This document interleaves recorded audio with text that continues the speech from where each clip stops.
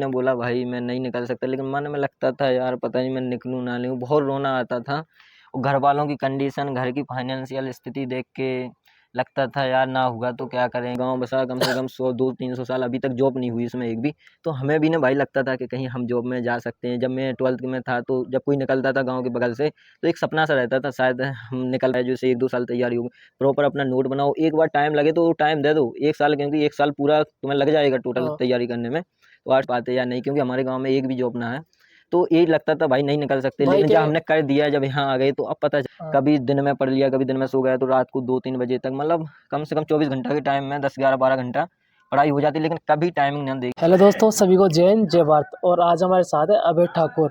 तो आज के इंटरव्यू में पता है खास बात क्या है। तो अभय ठाकुर भाई ने 19 साल की एज में 3 एग्जाम क्रैक की थी, 3 एग्जाम। और 19 साल की एज में इन्होंने दिल्ली पुलिस ज्वाइन की थी। आप सबके कमेंट आते भैया कोई यंग एज वाले लड़के का इंटरव्यू लाओ, यंग एज वाले लड़के का इंटरव्यू लाओ। तो भाई ने 19 साल की एज में सिलेक्शन लिया था। और अभी भाई की एज यानी कि 20 साल होने वाली है। कब हो जाएगी आपकी 20? मेरे 20 साल हो जाएगी, अभी अगस्त में हो गई, मैं 20 साल 1-2 महीने का तो होगा आपकी अभी। 12th कब हुई थी? मेरी 12th 2022 में हो गई थी। मेरा नाम अभय सिंह ठाकुर है और मैं बड़ा मलहरा छतरपुर एमपी का हूँ। अच्छा, एमपी के रहने वाले हो आप। हाँ।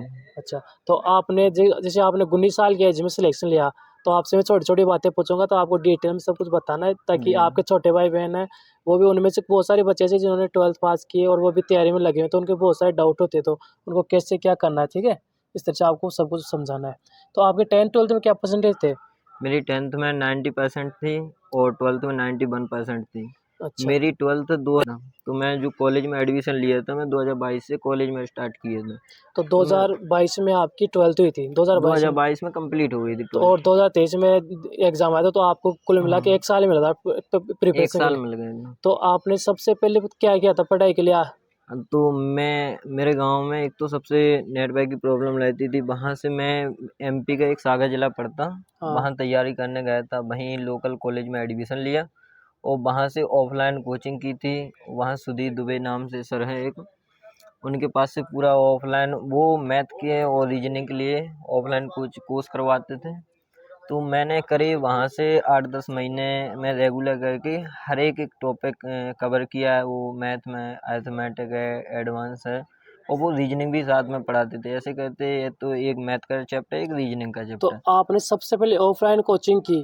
तो शुरू हाँ, तो यानी सबसे पहले आपने अपना सिलेबस कंप्लीट किया था। शुरुआत में सबसे पहले मैं जब कोचिंग में बैठता था, उसमें सबसे छोटा मैं था और सबसे मेरी राइटिंग थोड़ी सी अच्छी थी, तो मैंने सबसे अच्छे हैंड रिटन नोट बनाए थे। हाँ, मैथ के ना एक चैप्टर के करीब मैंने 60 से 70 क्वेश्चन मैं अपने फेयर में लिखता था, रजिस्टर में लिखता था। हर एक चैप्टर मैंने कर लिया था अरिथमेटिक एडवांस, इसके बाद मैंने नोट बना तो ली थी। आपने नोट्स भी बनाए थे अपनी वहाँ कोचिंग कितने महीने की आपने वो? सारे वहाँ पे 11 महीने कोचिंग की तो थी आपने मैंने coaching offline. Special Delhi police की ली थी या फिर कौन से की ली ना, थी? मैंने टोटल उस सर से बताया, सर ने पूछी कि आप वो पहले फॉर्म देते हैं कि आप किस लेवल की तैयारी करना चाहते हैं, तो उसमें एक ऑप्शन रहता है एसएससी के लिए, मतलब फाउंडेशन बैच। हाँ, फाउंडेशन बेच तो आता है। मैंने कभी ना, मेरे मन में ये ख्याल आया कि मैं दिल्ली पुलिस में जाऊं, हाँ, एमपी पुलिस, टेक्निकल, जीडी में। मेरे को कुछ पता ही नहीं था, मैं एकदम बिगिनर बच्चा था जो 12th पास करके वहां गया मेरे था। पास बच्चों के कमेंट आते हैं भैया मैं आरपीओ का बैच ले लूँ, मैं दिल्ली पुलिस का ले लूँ, मैं सीजीडी का ले लूँ। तो ये चीज़ें बच्चों के दिमाग में नहीं आनी चाहिए ना। ना, उनको फाउंडेशन करना चाहिए। फाउंडेशन का मतलब ये है कि आप अपने सब्जेक्ट सीखो। जैसे एक बार अपना मैथ सीख लो आप अच्छे से, जैसे भाई ने किया तो भाई का एमपी पुलिस भी क्लियर हुआ। एमपी पुलिस से 82 नंबर थे ना आपके? हाँ, मेरे 82 नंबर थे हाँ, एमपी तो पुलिस में। 82 भैया 100 में से 82 नंबर थे भाई के एमपी पुलिस में। दिल्ली पुलिस में कितने नंबर हैं आपके? दिल्ली पुलिस में मेरे 75 नंबर हैं। तो देख लो, दिल्ली पुलिस में भाई के 100 में से 75 नंबर, 75 और नंबर है। मैं एक अग्निवीर टेक्निकल का फॉर्म होता है जिसका 200 नंबर का तो पेपर होता है, उसका मेरे आप वो आप 190 नंबर थे उसमें। आप बोलते हो कि भैया मैं इसका बेच ले लूँ, उसका बेच ले लूँ। आप कहीं से भी बेच लो, पर अपना सब्जेक्ट कंप्लीट कर लो। जैसे मैथ आती है, रीजनिंग आती है, जीएस आती है, कहीं से भी बेच ले लो, कोई भी बेच लो। आप ऐसे जीडी का ले लो, चाहे कोई भी, सारा सिलेबस एक ही है। सिर्फ लेवल का फ़र्क पड़ता है किसी और, लेकिन आजकल तो लेवल का भी नहीं, सीजीएल ऐसे जीडी में आ रहे हैं, जीडी के सीजीएल में आ रहे हैं, तो लेवल का भी कोई नहीं है। आप तो केवल सब्जेक्ट पे काम करो। आपको मैथ सीखनी चाहिए, किसी भी बेस से करो, कहीं से भी करो, आप किसी भी टीचर से पढ़ो, अपना कंप्लीट सिलेबस करो। जैसे भाई ने एक बार फाउंडेशन बेच के, इनके दिमाग को ये नहीं था मेरे को एसएससी जीडी का करना है, आरपीएफ करना है, दिल्ली पुलिस का भी इन्होंने नहीं सोचा था। इनको एक जॉब लेनी थी, उन्होंने फाउंडेशन बेच किया, फाउंडेशन बेच से इनका सब कुछ क्लियर हुआ। फिर आप ऑनलाइन कब आए? ये तो ऑफलाइन मैंने पूरी मैथ कर ली थी, और शायद जीके भी एक बगल में वहाँ पर सर पढ़ाते हैं ऐसी, तो वहाँ मैंने जीके भी कर तो ली थी। आपने तो जीके इससे जीएस सब कुछ पहले तो ऑफलाइन और किया, सारा ऑफलाइन फिर करके ऑनलाइन। करीब से मैंने 10 से 15 रजिस्टर भर लिए थे अपने, हाँ जो मेरे पास एक मतलब मोटा सिलेबस के तौर पर कंप्लीट हो चुका था। कभी मेरे मन में ये ख्याल नहीं आया कि मैं तैयारी कर किसकी रहा। मैंने हाँ सबसे पहले टारगेट यही किया कि सबसे पहले तो मैथ, रीजनिंग, जीके, जीएस। हाँ और शुरुआत में भाई मैं सबसे पहले एक बात बता दूं, करंट अफेयर से मैं शुरुआत जिस दिन से मैंने तैयारी की ना, हाँ उससे लास्ट दिन तक मैं एक कुमार गौरव सर हैं जो हाँ हर एक दिन के, मैं कभी फ्री हूँ तो नोट दिखाऊंगा, हर एक डेट के मैंने वहां से 1-1.5 घंटा जुड़ा रहा, तो जिससे अपडेट रहा, चीज़ों के प्रति पता चलता रहा, ऐसे हाँ। क्वेश्चन आते। भाई कुमार गौरव सर को फॉलो करो, मैं फिर बता रहा हूँ, कुमार गौरव करंट अफेयर ही नहीं, वो एग्जाम में उससे पेपर कैसे। जीके भी हाँ भाई मजबूत होती जीके भी जो। मजबूत हो जाएगा। कुमार गौरव को आपको क्लास लेने में टाइम तो लगेगा, उनकी क्लास को 2 की स्पीड में देख लो, वो बहुत कुछ अच्छा पढ़ाते हैं कुमार गौरव की अगर सर क्लास। इधर तुम 1 महीना कंटिन्यू पढ़ने लग जाओ ना, हाँ शुरुआत में 1-2 पेज अगर आप लिखना पड़े तुम्हें, हाँ लेकिन 1-2 महीने बाद तुम्हें चीजें रट जाएंगी हाँ ऑटोमेटिक। इसके बाद ऑटोमेटिक तुम्हें फिर वो लिखना कम पड़ेगा, और शुरुआत सुनते के सुनते रहो 2x में, हाँ 1.5 शुरुआत का 1 मंथ आप में। फॉलो करोगे ना, तो उनके नोट्स बनाओ, फिर वही चीजें वापस रिवीजन करवाते रहते हैं, बार बार वही चीज रिपीट करवाते रहते और हैं। आजकल है ऐसा, जो करंट अफेयर्स में जो करंट में क्वेश्चन चलते हैं ना, थोड़े से उन्हीं की डिटेल में पूछते हैं, जैसे वन सर्वेक्षण रिपोर्ट कुछ भी है तो उसके इर्द गिर्द क्वेश्चन आते ज़्यादा। हम्म, तो और आपने बेच वगैरह कहाँ से क्या लिया था? बेच वगैरह लिया कि ऑनलाइन आपने कोई? मैंने ऑनलाइन बैच ना लिया था, एक भी ऑफलाइन कर रखा था सारा। अब इसके बाद मैंने अग्निवीर दिया, तो इसमें मैं फाइनल मैच, वो फाइनल रस्से पे रनिंग में फेल हो गए थे, इस वजह हम्म, से, क्योंकि बहुत ज़्यादा हो रही थी मेरे बैच में दिल्ली पुलिस 400 के बारे में बताओ आप तो। लड़के। दिल्ली पुलिस की तैयारी कहाँ से की आपने यूट्यूब पे? हाँ, तो मैं जब एमपी पुलिस का फिजिकल कर रहा था, उसी के बीच में अचानक दिल्ली पुलिस आ गई। तो मेरे मन में ख्याल आया कि दिल्ली पुलिस, एक दोस्त भी था मेरा विक्रांत, वो हम्म, भी बोला दिल्ली पुलिस इससे एमपी पुलिस से बेस्ट है। इसलिए मैंने सोचा कि दिल्ली पुलिस सही है, तो मैंने सोचा कि सारा मेरा ऑफलाइन पढ़ ही लिया था, तो वहाँ से प्रैक्टिस सेट चल जाते ऑनलाइन यूट्यूब पे, तो मैंने वे देखने चालू कर दी।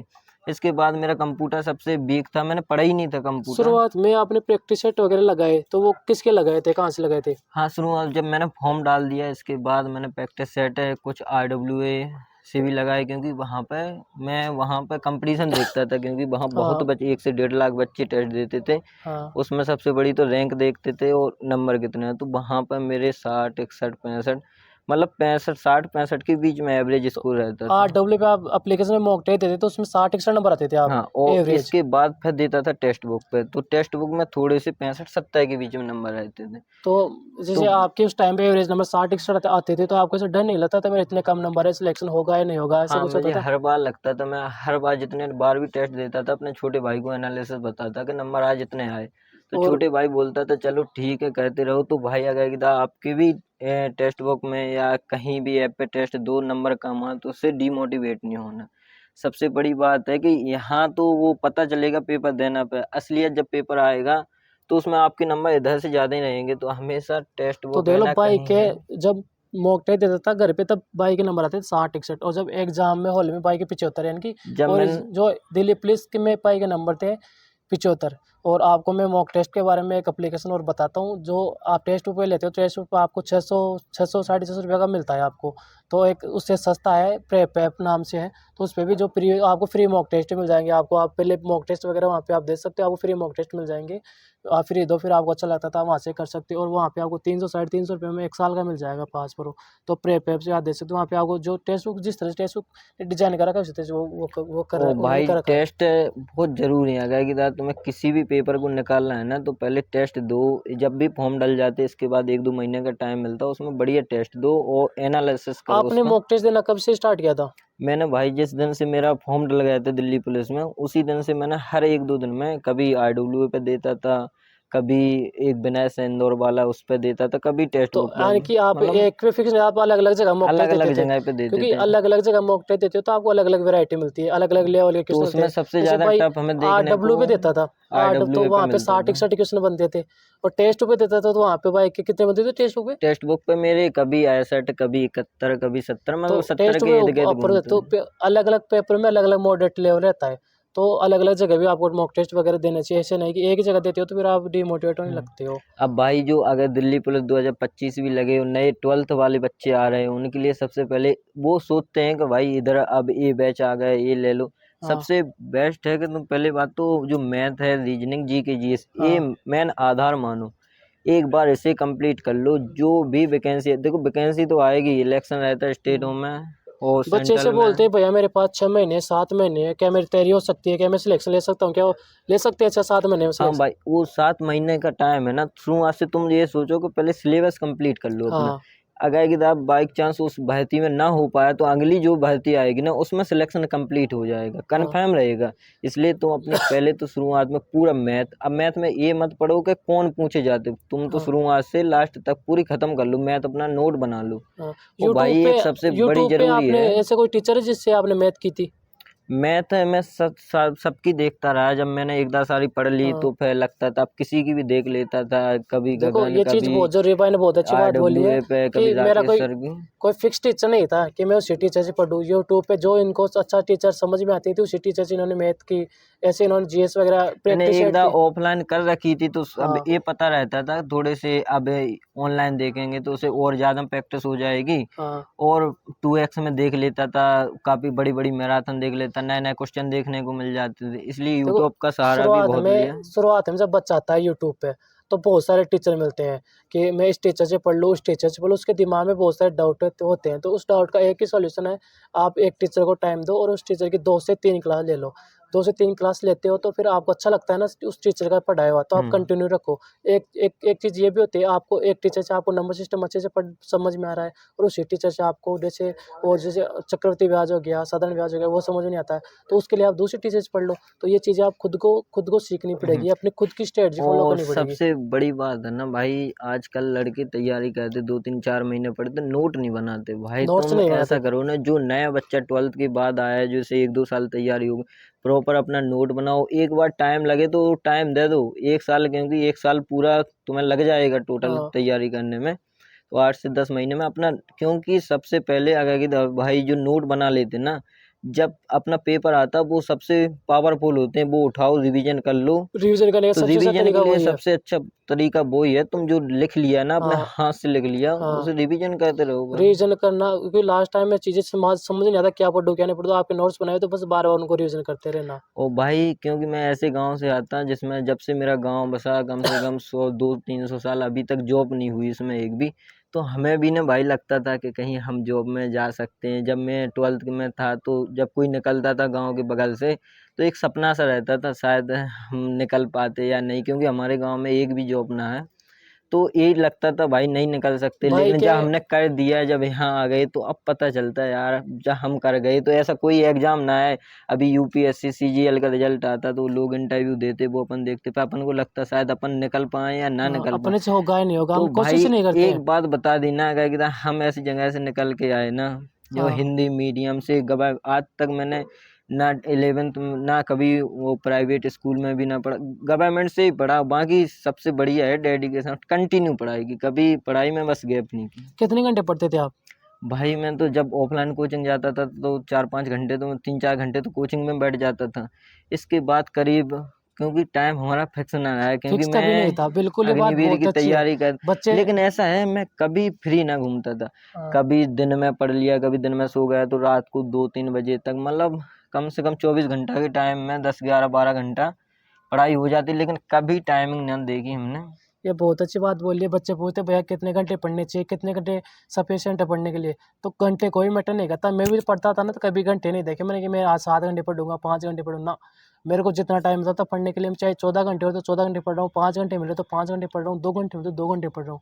मेरे को जितना पढ़ने के लिए टाइम मिलता था उतना पढ़ता था। और ये चीज़ आज मैं और बहुत सारे बच्चों के इंटरव्यू लेता हूँ, सबके मुँह से एक ही चीज़ निकलती है, भाई कभी टाइम नहीं देगा पढ़ने के ओ लिए। भाई, और टाइम कभी मत देखो तुम, जब तक फीलिंग आ रही कि हाँ अभी और पढ़ सकते, और पढ़ सकते, मैथ लगा सकते, रीजनिंग लगा लो तुम। जैसे ही तनक से अभी मॉरल डाउन हुआ, थक गए, तो 1 1.5 घंटा रेस्ट कर लो, हाँ कहीं कुछ और पढ़ते सब्जेक्ट पढ़ते पढ़ लो। पढ़ते लेकिन पढ़ते ऐसा ना है कि तुम रूम रूम से निकल के कहीं घूमने चले गए, ये ना करो तुम। थोड़ा सो लो, वहीं आराम कर लो, आराम फिर कर लो, घर पे बात, भाई लोगों से जो निकल गए उनसे बात करो, एक्सपीरियंस पूछ लो। तो टाइम ऐसी जगह, बाकी कभी ना टाइम देख के पढ़ो। ये पढ़ो, तुमने एक चैप्टर पढ़ लिया, एवरेज कोई भी चैप्टर हो, उसके क्वेश्चन लगाओ, उसमें थक जाओ तो सिलेबस कभी वो सब्जेक्ट आपके चेंज करो। दिमाग में से थॉट आते थे कि यार मेरा सिलेक्शन होगा नहीं होगा, ऐसे रोना धोना होता था कभी? कभी रोए हो जब? भाई मैं जिस दिन मतलब एक दो दोस्त हमारे अग्निवीर में निकल गए थे, और हाँ। इसके बाद फिर कुछ और भी कोचिंग से निकल जाते, तो मेरा छोटा भाई पूछता था भाई तुम कब निकलोगे। इस तो लगने लगता, वो छोटे भाई को मैंने कभी ना बोला भाई मैं नहीं निकल सकता, लेकिन मन में लगता था यार पता नहीं मैं निकलूँ ना निकलूँ, बहुत रोना आता था। और घर वालों की कंडीशन, घर की फाइनेंशियल स्थिति देख के लगता था यार ना हुआ तो क्या करेंगे। कभी तो मन में बच्चों को पढ़ाने का थॉट आता था, जहाँ हम रहते थे सागर में, तो वहाँ पे सोचते थे कि यहाँ छोटे छोटे बच्चों को भी पढ़ा लें जिससे कुछ मदद हो सके। फिर भी सोचते थे कि यार अभी मत पढ़ो अभी, क्योंकि आगे बढ़ने का टाइम यही है। तो ये भी चीजें आपके दिमाग में आती है जब पढ़ाई करते थे कि यार होगा नहीं होगा, नहीं हुआ तो क्या होगा? सबके दिमाग में आती है नई वो चीजें। सबके दिमाग में आती है। लेकिन और भाई आप कंटिन्यू पढ़ते रहे। मैं कंटिन्यू पढ़ता रहा। एक 3-4 एग्जाम इसमें ऐसे भी दिए मैंने, फॉरेस्ट एमपी ज्वेलरी का, जिसमें मेरे नंबर बहुत दूर दूर तक नहीं आए, मतलब 50-55 आए, जिसमें मुझे को लगता था यार होगा कि नहीं होगा भी। लेकिन भाई ऐसे ही है कि नहीं हुआ, उसे भूल के जो आगे वो लगे रहो, बस लगे आता रहो। था ना, हाँ। वो सबसे बड़ी बात है। कृष्ण की बाई नोटिफिकेशन को आ गया हार कि नहीं अब मिली। देखो दिल्ली पुलिस के 2025 का भी नोटिफिकेशन आ गया। अगर आज से भी भाई तुम लग जाओ ना तो वो भी निकल जाएगा। और जिस दिन आप निकल के इधर आ जाओगे ना, आप हाँ वो दिन सोचोगे कि मैं सोचता था मेरा होगा कि नहीं होगा। वही हो तो। जाता भाई, ये सब मेहनत का खेल है बस। ठीक है, हम वीडियो अब रोकते हैं। भाई ने बहुत अच्छे से आपको मोटिवेट किया और अच्छी गाइडेंस दी। जैसे मैं आपको समरी बता देता हूँ, भाई ने बताया सबसे पहले भाई की 2022 में भाई ने 12th की थी। 12th हाँ होते मैंने एक कोचिंग ली, अपना कंप्लीट सिलेबस किया, नोट्स बनाए। नोट्स बनाने के बाद उनका रिवीजन करता गया बार बार। फिर यूट्यूब पे ऑनलाइन आ गया था सिस्टम, तो ऑनलाइन भाई ने तैयारी की। फिर ऑनलाइन तैयारी में भाई ने प्रैक्टिस सेट की, जहाँ पे इसको जो मिलता था पढ़ने के लिए उसी टीचर को कंप्लीट किया, जिसका समझ आता था उसी से कर लिया। मॉक टेस्ट लगाता रहा, मॉक टेस्ट में नंबर कम आए, कभी ज़्यादा आए, कभी कम आए, कभी ज़्यादा, कभी डिमोटिवेट होता था, लेकिन भाई लगा रहा और आज आपके सामने है। और 19 साल की एज में सिलेक्शन लिया है, तो भाई कर सकता है तो आप भी कर सकते हो। उम्मीद है वीडियो अच्छा लगा होगा। और कुछ बस बोलना चाहते हो? भाई से एक ही बात है भाई, जो भी वीडियो को देखे तो अगर एकदम हम कह सकते तो आप भी कह सकते, इसलिए आप लगे रहो। कभी ये ना सोचो कि ना होगा तो क्या होगा, जो होगा देखा जाएगा, इसमें आराम से हो जाता है। आप मेहनत को बढ़ाते रहो, कहते रहो। और भाई जो भी है ना, सबसे बढ़िया है करो, क्योंकि घर वालों को जो खुशी मिलती ना गवर्नमेंट जॉब से, इसके अलावा शायद ये कोई खुशी और होती होगी। ठीक है। तो अपन को तो पता नहीं, लेकिन घर वाले बहुत खुश होते हैं भाई, मम्मी वो पापा खुशी जो भी अलग ही हैं। लेवल की होती है जब आप सिलेक्शन होगा, जब मम्मी पापा को बताओगे बेटा कि मम्मी फाइनल सिलेक्शन हो गया है दिल्ली पुलिस में, तो वो एक अलग ही वो प्राउड का मोमेंट रिश्तेदार और रहेगा। बोले गांव वालों की खुशी, सबका और नजरिया मम्मी अलग पापा रहेगा। वहाँ बोलते हैं कि ये मेरा लड़का है, कर दिया, तो ठीक बहुत है, अच्छा लगता है दोस्त ना। तो थैंक यू भाई। वीडियो में एंड करते हैं, और वीडियो अपने दोस्तों तक सब तक शेयर करना, ठीक है? और अपने फेवरेट दोस्त के पास तो जरूर शेयर करना, ये आपके शंकर भैया के लिए। ठीक है, ओके। बाय।